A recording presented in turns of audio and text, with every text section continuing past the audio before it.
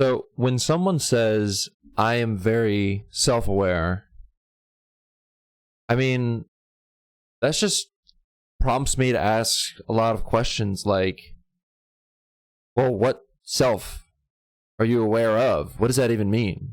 And it's usually when people say they're very self-aware in terms of they know what is good and bad for them. They know their good and bad qualities. I'm very self-aware, so that means I'm very empathetic, I'm very sensitive to others. I can usually build bridges to where people are at in their life. But I also have crippling anxiety. I tend to catastrophize. I judge myself for situations that are out of my control. And I just judge myself a lot. So this is interesting. Okay, so yeah, you've identified what is good and bad about you, because you're very self-aware. But by telling yourself what is good and bad about you, you are reinforcing that story of you. And the good and bad go hand in hand. You can say, well, I know what's good. I'm self-aware, so I know what's good about me. But you can't know what's good about you with also not knowing what's bad about you. And so you see how this is all revolving around this idea of you? So that's kind of the root of it, right? You have this idea of yourself. And with that self comes all the good and the bad that idea is capable of. So what happens when we question that idea, the root? Well, then you lose all of your certainty and assumptions about that idea as well. And that's super uncomfortable because you've clung to those certainties. You've clung to that story. You've invested so much into that story. It's like investing into like a business, where like you put so much of your money into that business because you want it to do well, because you have an idea of what doing well means, that to question the idea of the business altogether would mean that you would probably lose all of your investment into it. And that's terrifying, because then what are you left with? Nothing. You're left with your perception of nothing. What does it actually mean to be nothing? Right? If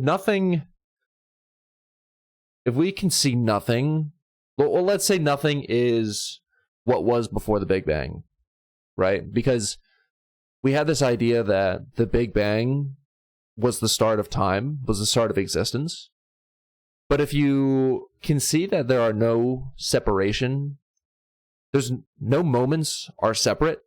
You have a seamless experience of consciousness. So nothing is separate, right? So if there was a moment where the Big Bang happened, there was a moment before the Big Bang. And that moment before was what we perceive as nothing, with the potential to be everything.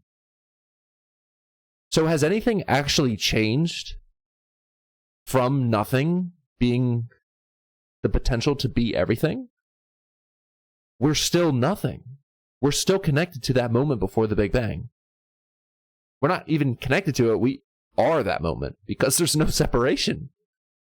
So, by that logic, we are nothing with the potential to be everything. And so, there you have it.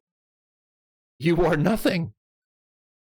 But with that is the potential to be anything. So, yeah, just letting go of all the certainties that you cling to can help you realize that the story that you tell yourself was never true. It was just an illusion. It was a business that you've invested in that doesn't really exist in the first place. Sure, it exists somewhere because, like we said, nothing has the potential to be everything. But to be so limitless that you can dream up of an illusion and then live it out, that is within the potential of everything. But if you have the ability to build up that illusion, you also have the ability to tear it down. And how do you tear it down? Questioning. One question at a time. Is this true? Oh, here's something about me. Is it true? If it is, then you will perceive everything according to how you invest in that truth. But it's an option. You can invest in the truth, in your truth, or you could question what truth even means. And again, it comes back to letting go of whatever you have assumed to be true. I mean, you are just this moment forever. And you have the ability to think of things, and so they are. Like that. Right? If you have the potential to be everything, you can create anything and you can destroy anything. And that's life. That's literally existence. Fucking crazy.